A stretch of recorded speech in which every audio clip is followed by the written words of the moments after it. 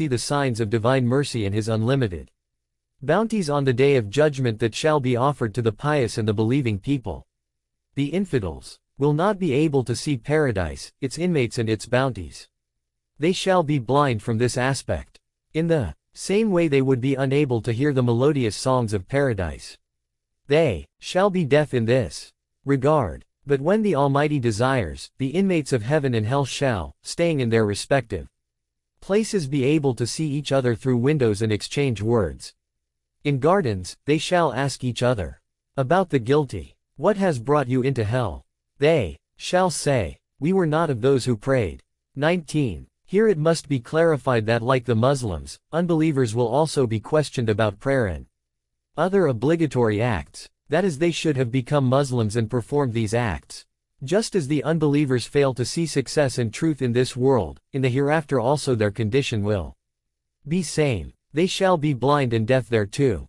On the day of judgment their blindness and deafness will be a kind of punishment upon them. O religiousness! Perhaps you are wondering why I am emphasizing on this so much when the readers of this book and other books like this are Muslims.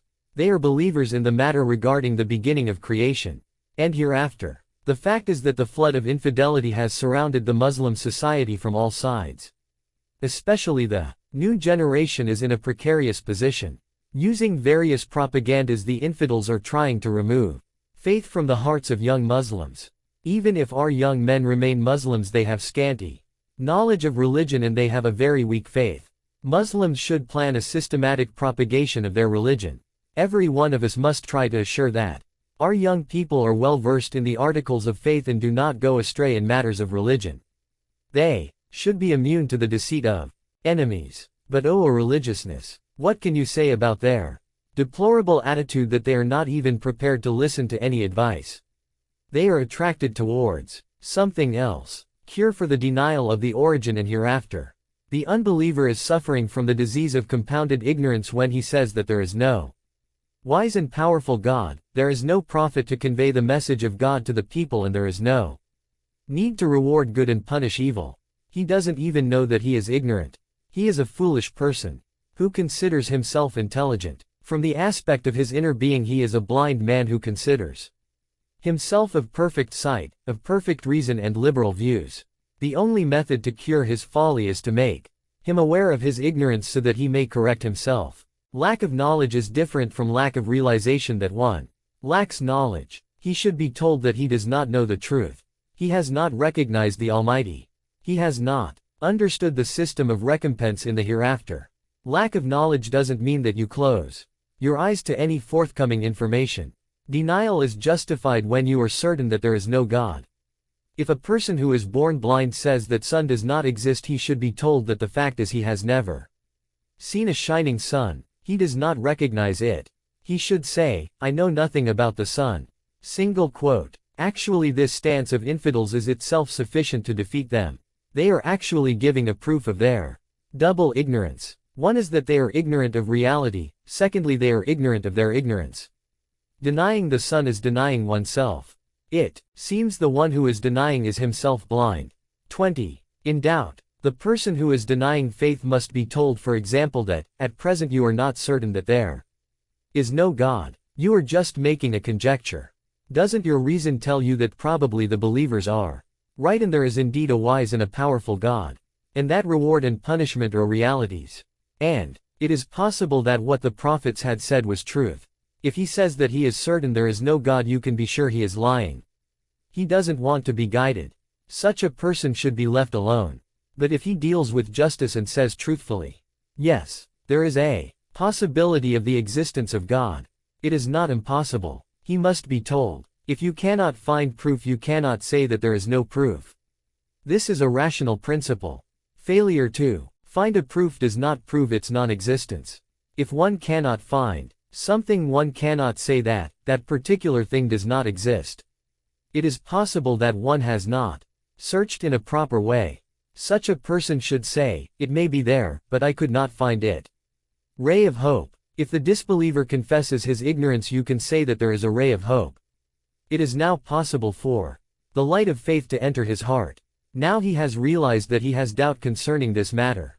He can Remove this doubt by study and investigation. Based on human nature, every person is hungry for knowledge, intelligence and success.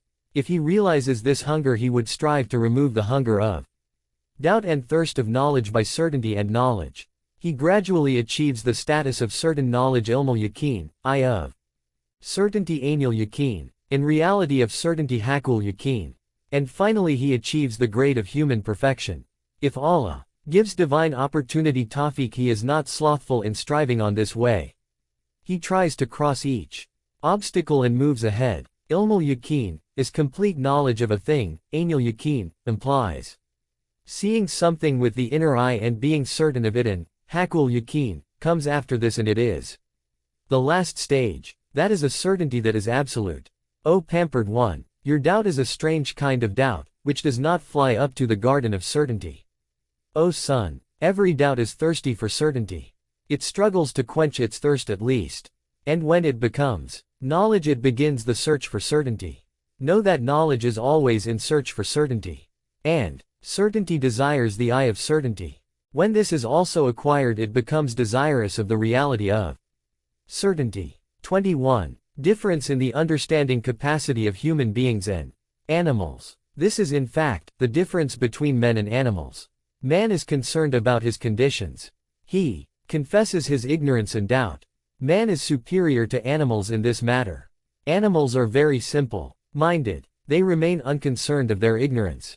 They do not even know whether they are having any understanding or not. Whereas human beings have superior intelligence. It is known as compound intelligence in our terminology. A human being understands what he knows and what he is ignorant of. While animals have no desire to know more.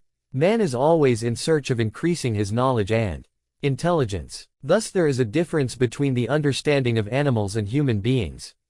Human beings have a compound understanding. Secondly, the perception of animals does not urge them to obtain more knowledge and increase their capabilities, while man does not want to have limited knowledge.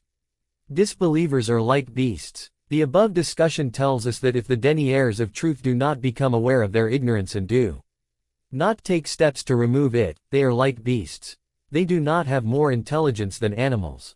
Let us present some verses of Quran to support our assertion.